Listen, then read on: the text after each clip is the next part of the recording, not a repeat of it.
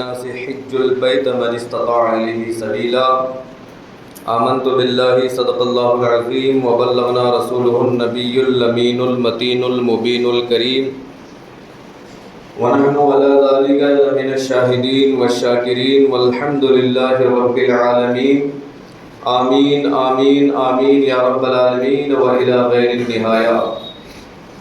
معزز سامعین کرام و برادران اسلام، آئیے خطبہ مسنونہ کے بعد میں نے آپ کے سامنے کلام مجید کی جس آیت کریمہ کو پڑھنے کا شرف حاصل کیا، اس پر کچھ روشنی ڈالنے سے پہلے، اس کی روشنی میں کچھ بات کرنے سے پہلے نبیوں کے نبی، اماموں کے امام، رسولوں کے رسول، احمد مجتبیٰ محمد مصطفیٰ صلی اللہ تعالیٰ علیہ وسلم کے مقدس بارگاہ میں درود و سلام کا نذرانِ عقیدت پیش کریں. پڑھیے بآواز بلند: اللہم صلی علی سیدنا و مولانا محمد معدن الجود والکرم وآلہ وبارک وسلم. صلو علیہ صلاۃ و سلام علیک یا رسول اللہ صلی اللہ تعالی علیہ وسلم. معزز سامعین کرام و برادران اسلام، حضرت مالک بن دینار رحمۃ اللہ تعالی علیہ اللہ پاک کے ولی کامل ہیں، محبت الہی سے سرشار، عشق رسول سے مالا مال، بلند رتبہ شخصیت. آپ فرماتے ہیں کہ اللہ تبارک و تعالیٰ نے مجھے 14 سال مسلسل حج کی سعادت عطا فرمائی. میں 14 سال مسلسل حج کرتا رہا، کعبے کا طواف کرتا رہا، اور 14 سالوں میں ہر سال میں یہ دیکھتا کہ ایک شخص کعبے کے دروازے کو پکڑ کر لبیک اللہم لبیک کہتا، یعنی یا اللہ میں حاضر ہوں. 14 سال تک ہر سال میں اسے دیکھتا کہ وہ دروازہ پکڑ کر لبیک کہتا، اور غیب سے آواز آتی لا لبیک، تیری حاضری مجھے قبول نہیں ہے. معزز سامعین کرام، حضرت مالک بن دینار رحمۃ اللہ علیہ فرماتے ہیں میں ہر سال یہ دیکھتا رہا. آخر کار 14ویں سال میں اس کے قریب گیا اور اس سے کہا کہ اے درویش، کیا تجھے سنائی نہیں دیتا؟ کیا تو بہرا ہے کہ 14 سالوں سے میں دیکھ رہا ہوں تو کعبے کا دروازہ پکڑ کر کے لبیک کہتا ہے اور غیب سے آواز آتی ہے لا لبیک، تیرا لبیک کہنا مجھے قبول نہیں ہے، تو پھر تو کیوں بار بار پکارتا ہے؟ یہ سننے کے بعد اس شخص نے بڑا محبت بھرا جواب دیا کہ اے شیخ، اللہ تبارک و تعالیٰ کی قسم، میری عمر 14 سال نہیں بلکہ 14,000 سال بھی ہو، اور سال میں ایک مرتبہ نہیں بلکہ دن میں 1000 مرتبہ بھی اس کی طرف سے لا لبیک کی ندا آتی رہے، میری حاضری قبول نہ ہونے کی آواز آتی رہے، تب بھی میں اس دروازے کو چھوڑ کر کسی دوسرے کے دروازے پر نہیں جاؤں گا. تم ہی بتاؤ کہ اس دروازے کے علاوہ کوئی اور بھی دروازہ ہے؟ اس خدا کے علاوہ سننے والا کوئی اور بھی خدا ہے؟ تو یہاں سے مجھے حاضری نہ قبول ہونے کا اعلان ہو رہا ہے، تو کیا میں دوسرے دروازے پر جا سکتا ہوں؟ نہیں، بلکہ میری زندگی کی آخری سانس تک اسی دروازے پر پڑا رہوں گا اور اسی در پر میرا سر جھکا رہے گا. حضرت مالک بن دینار رحمۃ اللہ علیہ فرماتے ہیں کہ ابھی میں اس شخص سے مصروف گفتگو تھا، بات کر ہی رہا تھا کہ اچانک آسمان سے کاغذ اڑتا ہوا آیا اور اس شخص کے سینے پر گرا. اس شخص نے اس کاغذ کو اٹھا کر میری طرف بڑھایا، میں نے کاغذ لے کر پڑھا تو اس میں لکھا ہوا تھا کہ اے مالک بن دینار، کیا تو میرے بندے کو مجھ سے جدا کر رہا ہے؟ کیا تو یہ سمجھتا ہے کہ 14 سال کے حج کو میرے اس بندے کے میں نے قبول نہیں کیا ہے؟ ایسا نہیں ہے، بلکہ اس مدت میں، ان 14 سالوں میں جتنے حاجیوں کے حج کو میں نے قبول کیا ہے، اسی کی پکار کی برکت سے قبول کیا ہے. معزز سامعین کرام و برادران اسلام، کیونکہ اللہ تبارک و تعالیٰ کو اس کا پکارنا اتنا پسند تھا کہ اس کی طرف سے یہ اعلان ہوتا رہا کہ تیری حاضری قبول نہیں، پھر یہ دوبارہ پکارتا. 14 سال تک یہی معاملہ ہوتا رہا. اللہ تبارک و تعالیٰ نے فرمایا کہ اس کا پکارنا مجھے اتنا قبول ہے کہ اسی کے پکار کی وجہ سے 14 سالوں میں جتنے حاجیوں نے حج کیا، اسی کی برکت سے میں نے ان کے حج کو قبول کر لیا. معزز سامعین کرام و برادران اسلام، حج کے ایام قریب ہیں. وہ خوش نصیب لوگ جن کو حج کا وعدہ مل چکا ہے خوش نصیب لوگ تیاریوں میں مصروف ہوں گے. کوئی احرام خرید رہا ہوگا، کوئی ضروری سامان کی پیکنگ میں لگا ہوا ہوگا، پروازیں فلائٹس سوئے حرم کی طرف اڑ رہی ہیں اور عاشقوں کے قافلے جوق در جوق حرم پاک میں پہنچ رہے ہیں. کاش ہمیں بھی یہ سعادت نصیب ہو جائے کہ ایک دن ایسا آئے کہ ہمارے بدن پر بھی احرام ہو اور ہم بھی مکہ مکرمہ مدینہ منورہ کی ٹھنڈی ٹھنڈی اور مہنگی مہنگی فضاؤں میں سانسیں لینے کی اللہ میں سعادت نصیب فرمائے. وہ وقت بھی آئے کہ ہم بھی دیوانہ وار کعبے کا طواف کریں اور جھومتے جھومتے صفا مروہ کی سعی کریں اور حجر اسود کو بڑھ بڑھ کر چومیں. منا مزدلفہ عرفات کے میدان میں حاضری دے کر لبیک اللہم لبیک کی صدائیں لگانے کی سعادت اللہ تبارک و تعالی ہمیں بھی عطا فرمائے تو کتنا خوش نصیبی کی بات ہے. معزز سامعین کرام و برادران اسلام، اللہ کی بارگاہ میں یہی دعا ہے کہ مولا تعالی ہم سب کو حج اور عمرہ کی سعادت نصیب فرمائے. بار بار بار بار اللہ کے رسول اور اللہ کے در پر حاضری کی توفیق نصیب فرمائے اور ہم مدینہ جائیں، مکہ جائیں، دوبارہ آئیں، پھر جائیں، پھر آئیں، پھر جائیں، پھر آئیں.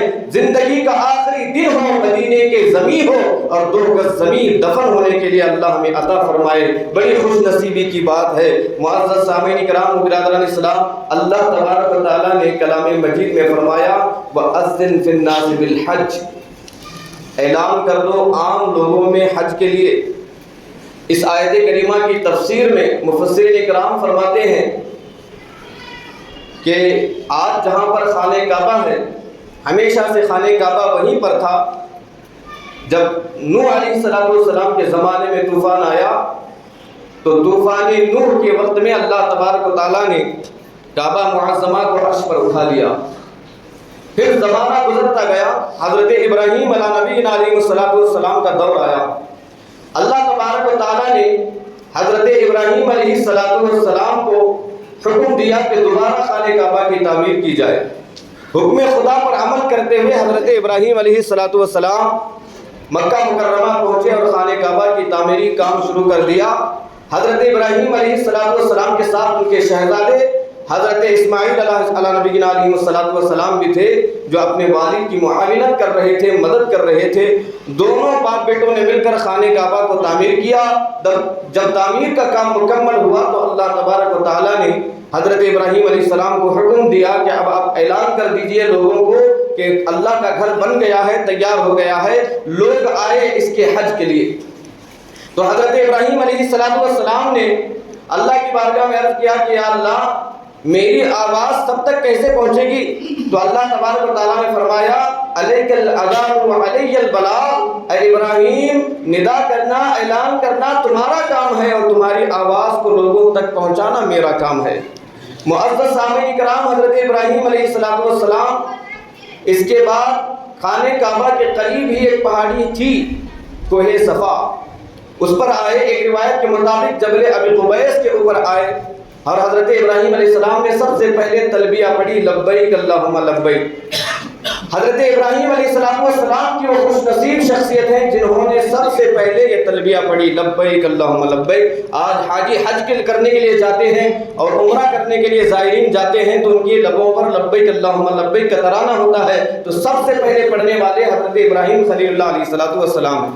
تلبیہ پڑھنے کے بعد اس طرح سے حضرت ابراہیم علیہ السلام نے اعلان فرمایا یا ایھا الناس، اے لوگو ان اللہ کتب علیکم الی حج البیت العتیق، بے شک اللہ تبارک و تعالیٰ نے اس بیت عتیق یعنی خانہ کعبہ کا حج تم پر فرض کر دیا ہے. اور ایک روایت کے مطابق آپ نے اس طرح اعلان کیا کہ ان اللہ یدعو بینکم الی حج بیت الحرام، اے لوگو بے شک اللہ تبارک و تعالیٰ تمہیں حج بیت اللہ کی طرف بلاتا ہے. کیوں بلاتا ہے؟ لیصیبکم بہ الجنہ، کہ حج کے ثواب کے بدلے میں اللہ تمہیں جنت عطا فرمائے. ویخرجکم من النار، اور حج کی برکتوں سے اللہ تمہیں جہنم سے آزادی کا پروانہ عطا فرما دے. معزز سامعین کرام، یہ حج اللہ تبارک و تعالیٰ نے بندوں پر فرض کیا اور حضرت ابراہیم علیہ السلام نے اس کا اعلان کیا. تو حضرت ابراہیم علیہ السلام نے اپنے حیات ظاہری میں حج کا اعلان کیا. ہزاروں سال گزر چکے اس اعلان کو یہ اللہ تبارک و تعالیٰ کی قدرت اور حضرت ابراہیم علیہ السلام کا معجزہ تھا کہ میں نے بھی اس آواز کو سنی، جبکہ میں ہزاروں سال بعد پیدا ہوا، آپ نے بھی سنی، ہمارے آنے والی نسلوں نے بھی سنی، اور قیامت تک کے لوگوں نے بھی حضرت ابراہیم علیہ السلام کے اس اعلان کو سنا۔ اور حضرت مجاہد رحمۃ اللہ علیہ فرماتے ہیں کہ حضرت ابراہیم علیہ السلام کے اس اعلان کو سن کر جس نے اس اعلان کا جواب دیا، جس نے ان کے اعلان پر لبیک کہا، دنیا میں ان کو حج کی سعادت نصیب ہوتی ہے۔ کسی کی روح نے ایک مرتبہ لبیک کہا تو اسے ایک مرتبہ زندگی میں حج نصیب ہوتا ہے، کسی نے 2 مرتبہ لبیک کہا تو اس کے دنیا میں زندگی میں 2 مرتبہ حج اس کے نصیب ہوتا ہے۔ اور جس کی روحانی نے جتنے مرتبہ حضرت ابراہیم علیہ السلام کے اعلان کا جواب دیا، وہ اتنی مرتبہ حج کی سعادت پائے گا دنیا میں۔ اس سے معلوم ہوا کہ آج جو حاجی حج کرنے کے لیے جاتے ہیں، اپنا روپیہ پیسہ خرچ کرتے ہیں اور سفر کی صعوبتیں برداشت کرتے ہیں، اپنے گھر بار کو، اپنے کاروبار کو چھوڑ کر کے اس مقدس سفر کے لیے نکلتے ہیں، قیمتی لباس اتارتے ہیں، احرام پہنتے ہیں، صفا مروہ کی سعی کو برداشت کرتے ہیں، خانہ کعبہ کا طواف کرتے ہیں، منی، مزدلفہ اور عرفات کے میدان میں قیام کرتے ہیں، جمعرات میں شیطان کو کنکریاں مارتے ہیں۔ وہ پریکٹیکلی اس بات کا اظہار کرتے ہیں کہ ہم ان لوگوں میں سے ہیں جن لوگوں نے حضرت ابراہیم علیہ السلام کے اعلان کو سن کر ان کے اعلان کا جواب دیا تھا۔ معزز سامعین کرام و برادران اسلام، دیکھیے ایک نبی کی یہ شان ہے، نبی کی پکار عام آدمی کی پکار کی طرح نہیں ہوتی۔ عقیدہ ہمارا یہ ملا کہ جب نبی پکارے تو قیامت تک کے لوگ سن سکتے ہیں۔ اللہ تبارک و تعالیٰ نے ایسی طاقت ان کے پکار میں رکھی ہے۔ معزز سامعین کرام، تو پھر نبی کے حکم پر، نبی کی پکار پر جس کی روحانی نے لبیک کہا، آج کے اس دنیا کے اندر چاہے جتنا بھی قحط سالی ہو جائے، چاہے جتنا بھی غربت عام ہو جائے، اس نبی کی پکار پر لبیک کہنے والے کی برکت سے اللہ تبارک و تعالیٰ اسے آج بھی اس دنیا میں اگر حج کرنے کے لیے کروڑ روپے چاہیے تو کروڑ پتی بنائے گا، لاکھ روپے چاہیے تو لاکھ پتی بنائے گا، کیونکہ اس نے نبی کی پکار پر لبیک کہا۔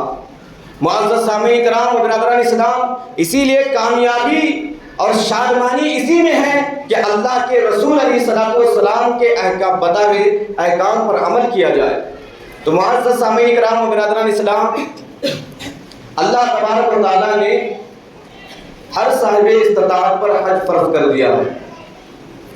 اب چند ضروری باتیں، جیسے قرآن مجید میں اللہ تبارک و تعالیٰ نے فرمایا وَلِلَّهِ عَلَى النَّاسِ حِجُّ الْبَيْتِ مَنِ اسْتَطَاعَ إِلَيْهِ سَبِيلًا،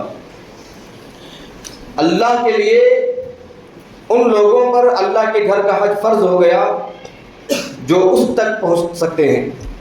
معزز سامعین کرام، اس سے معلوم ہوا کلام مجید کی آیت مبارکہ سے کہ جو بھی خانہ کعبہ تک پہنچنے کی طاقت رکھتا ہے، استطاعت رکھتا ہے، اس پر حج فرض ہو گیا ہے۔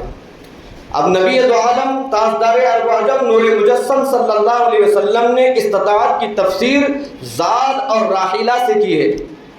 زاد مطلب سفر کا خرچ اور راحلہ مطلب سواری۔ تو علماء کرام فرماتے ہیں کہ جس شخص کے پاس سواری کے انتظام کا خرچ موجود ہے، جانے کا اور جتنے دن وہاں رہنا ہوتا ہے اس رہنے کے دنوں کا خرچ موجود ہے، اور جتنے دن وہاں پر رہے گا اتنے دن کا گھر والوں کا خرچ موجود ہے، اور واپس آنے کا کرایہ موجود ہے، اور راستہ بھی پرامن اور پیسفل ہے، تو ایسے شخص پر حج فرض ہو جاتا ہے۔ اب دنیا داری میں آپ مجھ سے بڑے چالاک ہیں، مجھ سے بڑے ہوشیار ہیں، کسی چیز میں بھی آپ پیچھے رہیں تو حساب کتاب میں آپ پیچھے نہیں ہوں گے۔ آپ خود حساب لگا سکتے ہیں کہ ٹکٹ جانے کی کتنی ہے، آنے کی کتنی ہے، مگر اتنا میں جانتا ہوں کہ 5-10 ہزار روپے میں گھر والوں کا خرچ چل سکتا ہے، اور وہاں رہنے کا خرچ کتنا ہے 1 مہینے کا آپ حساب لگا کر دیکھ لیں، اتنا ہے تو حج فرض ہو چکا ہے۔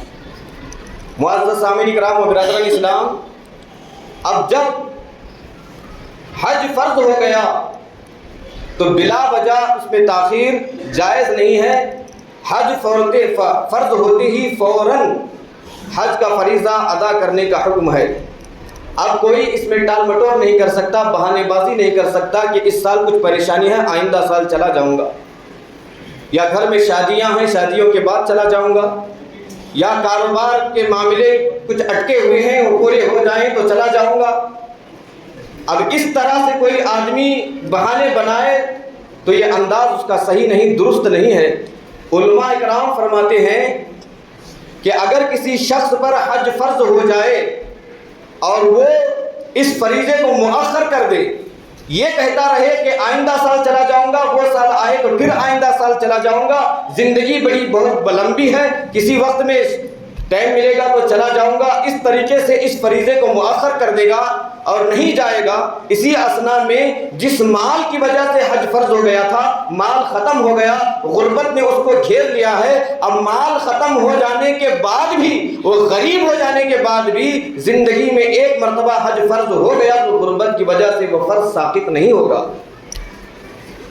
وہ فرض ساقط نہیں ہوگا۔ کوئی یہ نہ سمجھے کہ حج کے لیے 8 لاکھ روپے کی ضرورت ہے، 8 لاکھ روپے میں حج ادا ہو جاتا ہے، اب کسی کے پاس 8 لاکھ روپے آئے تو حج فرض ہو گیا۔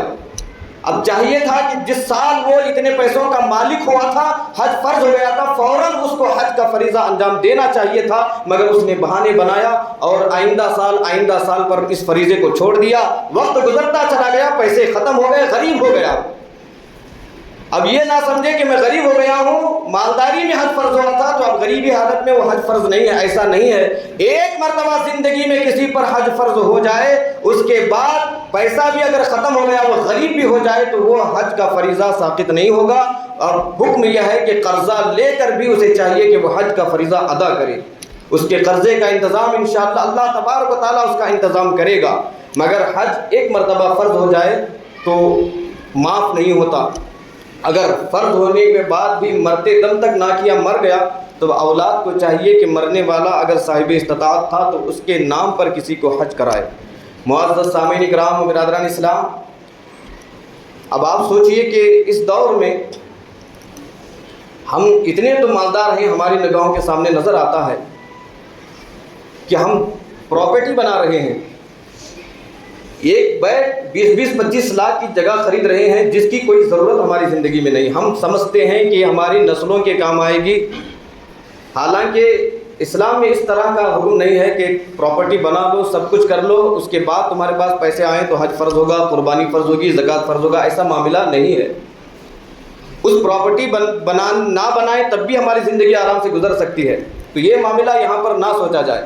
تو ایک آدمی اتنا تو مالدار ہے کہ 10-15 لاکھ 20 لاکھ کی جگہ خریدتا ہے، بلا وجہ اچھے سے اچھی 25-20-15 لاکھ کی گاڑی خریدتا ہے، اتنا پیسہ اس کے پاس آیا تھا تو اب اس کے اوپر حج فرض ہو گیا تھا، پیسہ آ گیا تو حج فرض ہو گیا، اب یہ خرید و فروخت میں دنیا داری میں ہی لگا ہوا ہے، اس کو معلوم ہی نہیں کہ حج فرض ہو چکا ہے۔ تو معزز سامعین کرام، حج فرض ہو جانے کے بعد بھی حج نہ کرے، اللہ اکبر۔ اللہ کے رسول علیہ السلام فرماتے ہیں، حضرت علی کرم اللہ وجہہ الکریم سے روایت ہے کہ حضور علیہ السلام نے فرمایا کہ جس کے پاس زاد اور راحلہ یعنی سفر کا خرچ بھی موجود ہو اور سواری کا انتظام بھی ہو، اس کے باوجود بھی وہ حج نہ کرے تو ہو سکتا ہے وہ یہودی ہو کر مرے یا نصرانی ہو کر مرے۔ معزز سامعین کرام و برادران اسلام، حج فرض ہو جانے کے بعد آپ سال میں 25 مرتبہ اجمیر کو جا کے آؤ، 5 وقت کی نماز پڑھو، روزے رکھو، زکوٰۃ دو، صدقہ و خیرات کرو، لیکن حج فرض ہو چکا تھا، سارے انتظام موجود تھے، پھر بھی حج نہیں کیا تو اللہ کے رسول علیہ السلام فرماتے ہیں کہ یہودی ہو کر مرے یا نصرانی ہو کر مرے۔ آپ دیکھیے میرے آقا علیہ السلام تو وہ ہیں جن کے تعلق سے اللہ کا کلام کہتا ہے وَمَا أَرْسَلْنَاكَ إِلَّا رَحْمَةً لِّلْعَالَمِينَ، دونوں جہانوں کے لیے اللہ تبارک و تعالیٰ نے انہیں رحمت بنا کر بھیجا۔ میرے آقا علیہ السلام کی ذات تو ایسی ہے کہ کافر، مکہ کے کافر جب اللہ کے آیتوں کو سن کر ایمان نہیں لاتے تھے تو حضور کو تکلیف ہوتی تھی، حضور پریشان ہو جایا کرتے تھے کہ اللہ کی طرف سے پیغام آنے کے بعد بھی کافر کلمہ نہیں پڑھ رہے ہیں۔ تو ہمارے اور آپ کے نبی کی ذات وہ ہے کہ کافر کلمہ نہ پڑھے تب غمگین ہو جاتے ہیں، وہی اللہ کے رسول فرماتے ہیں کہ مسلمان، کافر نہیں، مسلمان حج فرض ہو جانے کے بعد بھی حج نہ کرے تو یہودی ہو کر مرے یا نصرانی ہو کر مرے۔ اگر کوئی شخص حج کا فرض ہو جانے کے بعد بھی نہ کرے، چھوڑ دے، ترک کر دے، تو پھر بتائیے کہ حضور علیہ السلام کو کتنا غم ہوگا کہ ان کو ماننے والا، ان کا کلمہ پڑھنے والا ایک فریضہ ادا نہ کر سکا۔ اس حدیث کی تفسیر میں حضرت علامہ احمد یار خان نعیمی علیہ الرحمہ فرماتے ہیں، اس حدیث کا مطلب یہ ہے کہ مرتے وقت جو یہودوں اور نصارہ کی حالت ہوتی ہے وہی حج کو چھوڑنے والے کی حالت ہوتی ہے، کہ اللہ تبارک و تعالیٰ ان سے ناراض ہے اور حج کا فریضہ چھوڑنے والے پر بھی اللہ ناراض ہے۔ لیکن ناراضگی میں فرق ہے کہ اللہ تبارک و تعالیٰ یہود و نصارہ سے اس لیے ناراض ہے کہ وہ ان کے کفر کی وجہ سے، اور حج کا تارک، حج کو چھوڑنے والا، اس وجہ سے اللہ تبارک و تعالیٰ اس سے ناراض ہے۔ اگر کوئی شخص دنیا کی محبت میں آ کر یہ کہے کہ حضرتوں کا کام تو بولنا ہے، وہ بولتے رہیں گے، ہماری ایسی ایسی پریشانیاں ہیں، خود پریشانیاں دکھائے گا اور وہ دیکھے گا کہ اس پریشانی سے حج معاف ہو سکتا ہے، یہ نہ دیکھ سکے۔ اسلام کیا کہتا ہے کہ اگر ایسی پریشانی ہے تو کیا حج معاف ہو جائے گا؟ جب اس کی چھان بین نہ کہ خود مسئلہ سوچے اور خود اس کا جواب دے اور دل کو تسلی کر لے اور یہ کہے کہ ہم پر حج فرض نہیں ہے یا حج کا انکار کر دے، تو پھر یہود و نصارہ کے کفر میں اس آدمی کے کفر میں کوئی فرق نہیں ہوگا، بالکل کافر ہو کر مر جائے گا اگر حج کا انکار کر دے گا۔ معزز سامعین کرام و برادران اسلام، تو چاہیے کہ ہم اپنا محاسبہ کریں کہ ہم کتنا کماتے ہیں، کیا اتنا پیسہ زندگی میں کبھی ہمارے پاس آیا جس سے ہم حج کر سکتے ہوں؟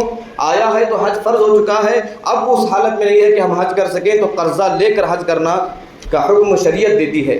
معزز سامعین کرام و برادران اسلام، اصل میں دین اسلام کی بنیاد اللہ اور اس کے رسول کی محبت پر رکھی گئی۔ میرے اعلیٰ حضرت امام احمد رضا فاضل بریلوی علیہ الرحمہ فرماتے ہیں، جس کو جمعہ کے خطبے میں آپ سنتے ہیں کہ اللہ لا ایمان لمن لا محبت اللہ، جس کے دل میں اللہ اور اس کے رسول کی محبت کا چراغ نہ جلے اس کا دین کوئی دین ہی نہیں ہے۔ معزز سامعین کرام، آپ دیکھیں گے یہ جو حج کا فریضہ ہے یہ شروع سے لے کر آخر تک محبت کا سفر ہے، یہ محبت کا سفر ہے۔ آپ دیکھیں ایک لکھ پتی کروڑ پتی جو پہنتا ہے اچھے سے اچھا پہنتا ہے، وہ جب حج کے لیے نکلتا ہے تو اس کو وہ قیمتی لباس اتار کر کے دو بے سلے کپڑے جسے احرام کہتے ہیں وہ پہننا پڑتا ہے۔ ایک لکھ پتی اور کروڑ پتی اپنے وطن میں اس کا بڑا عالی شان بنگلہ ہے، مگر جب حج کے لیے وہ نکلتا ہے تو ان دو کپڑوں کے ساتھ مینا میں مزدلفہ میں بغیر چھت کے آسمان کے نیچے زمین پر اسے رات گزارنی پڑتی ہے۔ ایک لکھ پتی کروڑ پتی خانہ کعبہ کا طواف کر رہا ہے، کیوں کر رہا ہے اس کو معلوم نہیں، صفا مروہ کی سعی کر رہا ہے، دوڑ لگا رہا ہے، اس کو دوڑ لگانے میں اس کا کیا فائدہ ہے اس کو معلوم نہیں۔